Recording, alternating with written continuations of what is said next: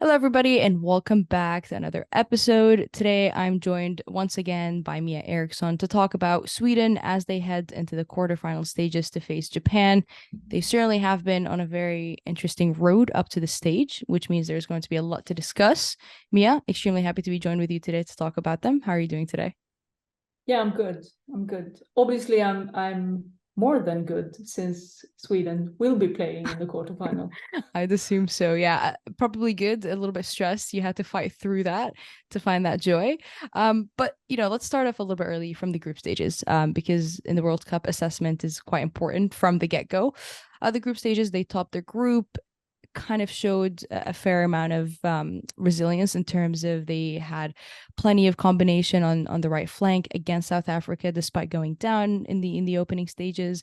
In some ways, I'd call it a masterclass of set pieces against Italy, and against Argentina. It was a pretty well managed game, and in some sense, Sweden take a lot of positives from it, but there was a few issues and maybe hindering concerns here and there, despite them topping the group.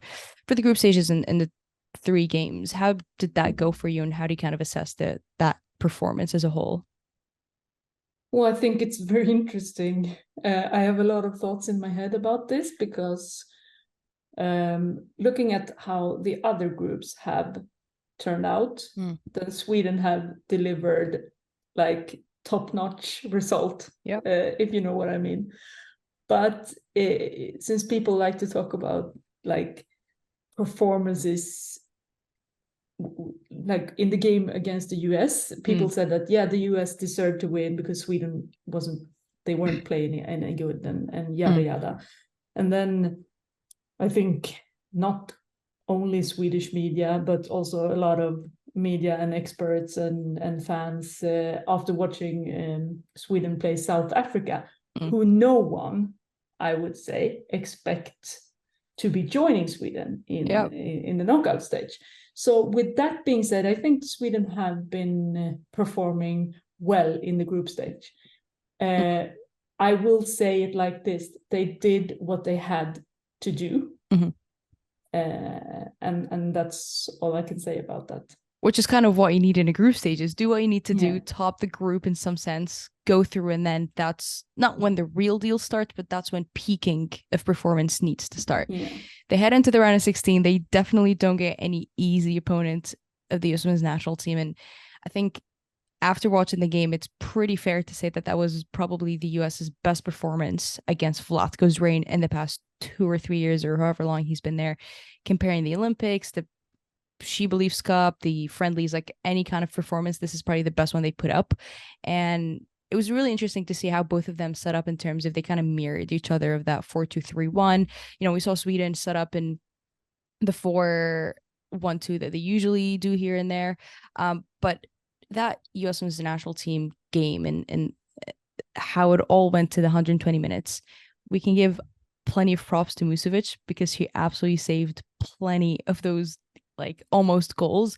But Sweden also defended with so much character and showed so much resilience to be able to handle that team for the 120 minutes. I'm sure we can dive into a little bit of the underwhelming attacking threats that they shown during that game. But that US game, what does it tell you, and kind of how did you see it all work out and happen?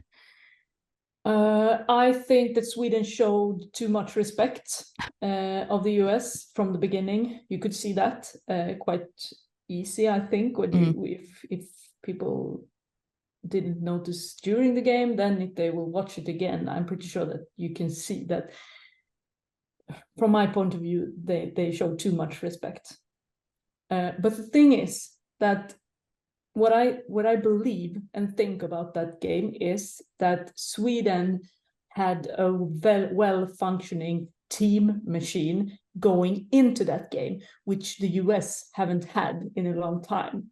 Yeah. So what we saw first was a USA that wanted to win and show that we definitely are the favorites and so on. But the longer the match went on, and especially during the penalty shootout, you could see for the first time, I think, that we saw a USA team that was afraid of losing instead of going in to win. Mm. Yeah, there was Um, definitely a sense of fear. so I think that's why Sweden won that game. But also, to me, a tournament is it it's like this. You do what you have to do in the group stage, because you know if you top the group, you will meet number 2 in the group, and yada yada. And this time it wasn't the easiest opponent to get in the round of 16. So it was the USA. So you have to handle that differently than just going into to play a round of 16, where you, most of the times, I think out of 10 times, you are considered as the favorite in a round of 16. Yep. If you top your group, win every game, and score 9 goals, as Sweden did. In this case, it wasn't like that. And I'm pretty sure, I was kind of surprised that so many wrote the US off before that game, because to me, it was pretty obvious that the US were going to show up for this game, which I thought they did. Yeah. But in terms of the fact that they haven't been able to come together as a team on the pitch with the idea that Vlatko seemed to have before, I think it was too late for them to come together, Yeah. if that makes sense. While Sweden have had their team machine going for a while now. Yeah, agreed. And though those are kind of like the small margins that we always talk about, the game was won by a small margin. That also was another small margin that gave Sweden that nudge ahead. But there was also a concern of not much open play. And I think that midfield in certain areas, specifically towards the end of the game, looked a little bit disjointed. They didn't get their first real, threatening shot on target until like the 84th, 5th minute. Aslani, in my eyes, has been doing pretty good in that number 10 role when she's been deployed, regardless of who her flanks are, if it's either Rolfo or JRK, or regardless of how they're setting up in terms of personnel around her. Why do you think that open play has been in some ways underwhelming, or is it just the opponents that have given that challenge to them? I think it's both perspective that you just brought up. I think Peter Gerhardsson hasn't found the perfect role for Fridolina Rolfö in the Swedish national team. And this is a weird thing to say now, because she is massive defensively. She really is. She has been underwhelming offensively, people says, but she has scored 2 goals.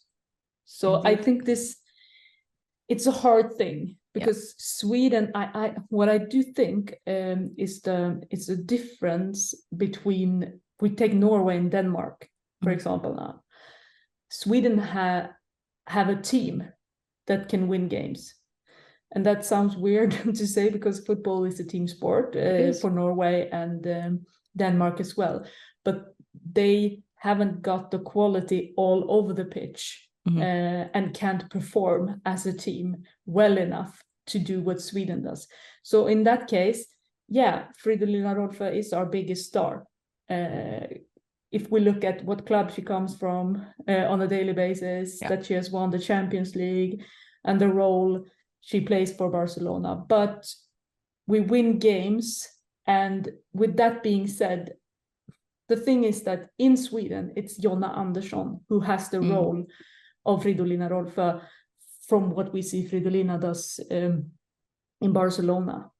But in Sweden, that's Jonna Andersson. And then you can't take away Jonna Andersson, because she's the set pieces guru at the moment. And we saw that on display. And then you try to, what I see when I watch Fridolina Rolfö in this tournament and at the Euros is that Peter Gerhardsson wants to use her both because of her playmaking abilities. So that's why she ends up centrally from time to time, because she has playmaking abilities, but she's not perhaps good enough to take that role when she's having her back towards her opponents, who often is an opponent is always at the best player all of the game. Like, You can see it with Pernille Harder in Denmark. You can see it when Norway play, that the opponent gathers around these big stars. So that's one thing. The other thing is that I think this is also an interesting question, because before the Euros, I don't think we saw this with Fridolina Rolfö when she played for Sweden. Everything of this has started to being discussed since she joined Barcelona. What we saw her do in Barcelona, what we see her do in Barcelona, what position she plays, and all of that. So to me, this is like, it's a hard thing to digest in some way. That's why I like to see it. Okay, the group stage was the group stage. She scored 2 goals. Then against the USA, none of the Swedish players were pretty good in open play, but they defended very well. So did Fridolina. She was massive in defense. Now it's a new game. It's a new game. New game, new possibilities, and a new chance to prove that Sweden can play good football. Absolutely. But I want to go back to the point of like stressing on Fridolina Rolfö, because absolutely after she kind of got that big move to Barcelona, this is not to say that she wasn't a very important and big player at Wolfsburg, but certainly that profile increased and a lot of eyes then went into, okay, is she imitating the same thing on the Sweden structure? And unfortunately, that's not how football works. You know, a player could have a different role and play in a different structure at club level, where that doesn't necessarily translate as the same duty on the international level, which is kind of what we're seeing with so many different players, but Rolfö being is one of the examples. We just discussed open play. Let's discuss set pieces, because can I just say one more thing? Go ahead. Yeah, absolutely. Yeah, because what I do think people forget also is that Fridolina Rolfö, she has played in Linköping, she has played in Bayern Munich, she has played in Wolfsburg. That's right. But why hasn't she been equally as important for these clubs that she has been in FC Barcelona? So this is what people need to understand. In all those other 3 clubs, she was injured much. Yeah, you're right. She hasn't been injured now. But that was what I think. She would have been an equally important player for FC Bayern Munich and Wolfsburg if she wasn't injured as much. Now she hasn't been injured. And all of a sudden we can see this great player blossom at the biggest stage in Europe. And we expect to see it but then what you just said comes in. It's not the same player around her in her national team. It's not the same, like in Sweden, we don't educate players as they do in Spain and in FC Barcelona's academy. So I think we then tend to compare too much as well. And then we can't see what I just said about her being injured before. She's not that now. She played 120 minutes and took the first penalty for Sweden against the US. So yeah, I don't know what more to say about that, but yeah, that is ridiculous pleasure to step up and take that first penalty. And, you know, I just love how the broadcast was able to catch her so confident and like smiling, taking that penalty, burying it and walking back so confidently, which again, just adds to her character and those things that maybe aren't always seen on the offensive display that we can kind of like throw under the bus. So yeah, I just wanted to kind of touch on maybe, you know, we talked a little bit open play. She also is a very important player when it comes to, you know, on the break specifically, but on set pieces, which is what Sweden not are known for to be threatening, but that is a threat that many teams prepare for when they go up against Sweden. How much of a factor will those set pieces be moving forward against Japan? And I mean, shall they make it past Japan in general? Those set pieces are going to be very sharpened up. Yeah, I think also the set pieces Sweden have been they practice on set pieces a lot when they have international breaks. Because Peter Eriksson usually says that I can't like make an individual player better in the football play, like in open play, if you know what I mean by that. They are what they are. They do that every day, practicing sessions in and sessions out with their club teams. So he says that I need to figure something out that I can affect when I have these players gathered. And he has obviously put a lot into it on set pieces. And I do think we can see that. You're seeing the results. So also the fact is, I think it was the technical report after the men's World Cup from 1 year. I can't remember which one. It can be Qatar. I'm not sure, but where you can see that a lot of goals scored that decides games comes from set pieces. And if I know Peter Eriksson correctly, I'm pretty sure he has read that report somewhere. And then he said that, okay, we need to focus on this because this is important in tournaments. Like they have analyzed that. And then I mean, we saw it in Colombia against Germany. Like they got that second goal, the winning goal of a set piece. Exactly. And then I think also France against Brazil, 2-1 set piece. I think it's also important to know that a lot of Sweden's qualities comes from like crosses from the wide flanks. And that's what I think will be important against Japan. When they played Japan in the Olympics in 2021, the first goal scored was a cross from Fridolina Rolfö on the left flank into Magdalena Eriksson, who headed in the first goal, which is also how Norway scored against Japan. Exactly. So I think that's what we're going to see. We're going to see a lot of crosses from Sweden because that's where they can really harm Japan there. Yeah. And I think there sometimes is a criticism around the sense of like crosses, but Sweden is separated from the other teams that cross in is that their crosses are quality. And like you mentioned, this is clearly drilled stuff that goes behind the scenes over and over again, where it is good quality crosses and there's setups that certain players make a run in the box to be able to get to good positions or even on corners. Like you mentioned, Japan just conceded a goal kind of in a similar pattern to what Sweden's first goal was against them in the Olympics. So let's talk a little bit about Japan. Certainly on a fly right now, they also look like a very well-oiled machine, you know, playing that 3-4-3 wing back system, slipping into like a 3-5-2. Not so, it's a system that's very hard to drill. We see the Dutch doing it pretty well now.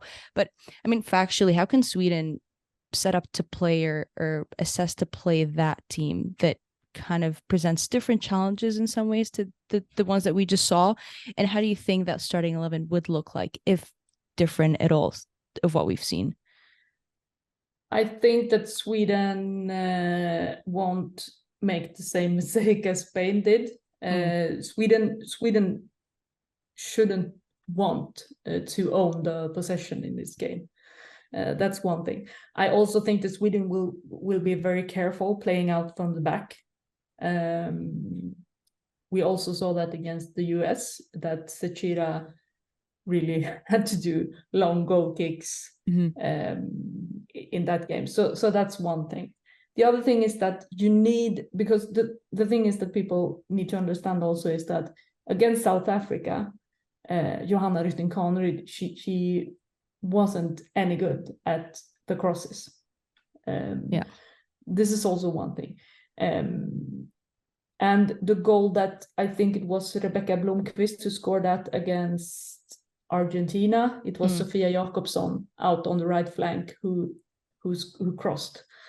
So what I do think, if the players are fit and all right, because we have to realize that this is also, we have to mention the fact is that Sweden 1 day less recovery than Japan. They had to travel back. Japan hasn't.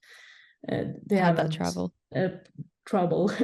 But so if I'm gonna talk about the starting 11 against Japan, I would say that he will start with every player he has started with so far. But I'm not sure that we're going to see JRK as a winger because of what I just said about the crosses, because you need a crosser. Also, the fact is that Sofia Jakobsson is, I think, more stable in defense. I like that, yeah.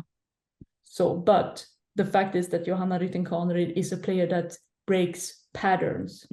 But do you need that against Japan? Do you need a player like that against Japan? I'm not sure.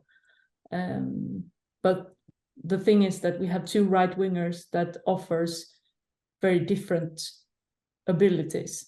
So it all depends on what do you want in a game against Japan. Yeah. In some ways, I feel like there's going to be a bit of a chess match almost, because both of those teams know their patterns and kind of know what they need to capitalize on. It's more so of, at the same time, figuring it out how you can disrupt that from your opponent and kind of not overcommitting. And like you mentioned, like obviously Sweden are not going to go in and wanting to be like, yeah, we want the possession for the entire game. We're kind of short on time here. Kind of an overall kind of like, for whoever's tuning in here and listening, what should they expect to see against Japan on Friday? It's going to be a very, very interesting, great matchup. Kind of like a good, for those who might not want to wake up too early, what do you tell them to kind of maybe set up an earlier alarm and actually tune in, because this will be a good one? Yeah, I think there are no excuses for not watching this game. I do think that I expect to see a reaction from Sweden if we talk about the open play performance. That's one thing. So I expect it to be. I don't hope for an even game. I hope that Sweden will be able to kill it off before 120 minutes have gone. But that's what I expect. I expect the Sweden to come out and show that they can do something different from what they did against the US, if that makes any sense. Yeah. But I told you from the beginning that Sweden's biggest opponents are themselves, because they have the abilities. We all know that from. And I do think that if they beat Japan, I think that Sweden will be able to grab a medal. Yeah. I think it's, once like the US win was already a statement, that this Japan win would be another statement on top of it. And like you mentioned, like I was watching that US game and I was like, absolutely, they are their biggest opponent right now. And you mentioned that when we were previewing Sweden here. Hopefully there's no extra time. I feel like Swedish hearts will be a little bit stressed even more after what had happened against the US. Mia, you're doing plenty of coverage on this and on various teams, not so much of the Nordic teams that have kind of been knocked out now, unfortunately, with Denmark and Norway out, but Sweden look like they're going to be here for a good run. How can people be keeping up with some of the work that you're doing? I'm also going to be referencing an episode that you did on their pitch with Musovic. If you already weren't aware of Musovic, which you definitely should have been, and are interested to find out a little bit more about her and kind of her pathway and career, Mia Eriksson and her co-host Amanda Zaza did a fantastic episode on this, talking to Musovic, which I'll definitely be leaving a link below. Check it out; you'll be extremely entertained. But Mia, now that I've put their pitch on the side for a Musovic episode, where can people follow you and kind of be able to stay on the loop of Scandinavian and Swedish football, really? Yeah, they can follow me on Twitter, or are we going to say X from now on? It feels so wrong, but it does. Mia _Eriksson with K and two S's. The most common way to spell Eriksson in Sweden. And then they can find me on Instagram at meriksson.photo. Beautiful. Does catch a lot of great pictures when the Swedish league is kicking off. So I'll be leaving Instagram, like I mentioned, their pitch episode, as well as X, Twitter, whatever that platform you want to call now for Mia. Mia, as always, I really appreciate you joining me here to talk about Sweden. Hopefully the game on Friday, Friday. With the time difference, you just don't know what day it is. Doesn't go 120 minutes, and may the best team win that evening. Good way to end this, I think. Good way to end it. Thank you.